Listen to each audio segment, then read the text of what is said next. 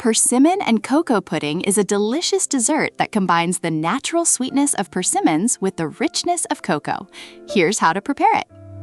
Ingredients: 2 ripe persimmons, 2 tablespoons of unsweetened cocoa powder, 250 milliliters of milk. You can also use vegetable milk if you prefer, 2 tablespoons of sugar or another sweetener of your choice, 1 sachet of agar powder, about 2 grams, or another thickener like gelatin if you don't have agar.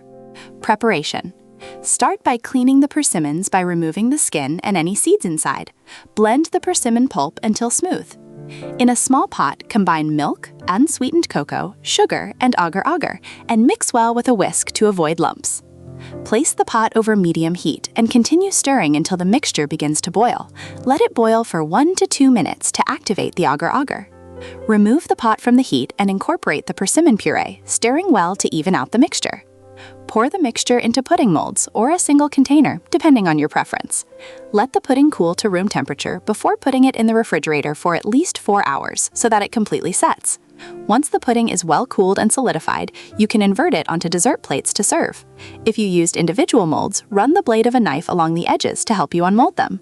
You can garnish the pudding with some chocolate shavings, a dusting of cocoa powder, or fresh fruit of your choice.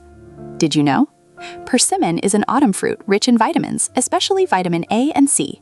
Originating from China, it has become popular in various parts of the world, including Italy, where it is often used in desserts and jams. In the pudding, persimmons give a creamy texture and a sweetly fruity flavor that pairs perfectly with cocoa.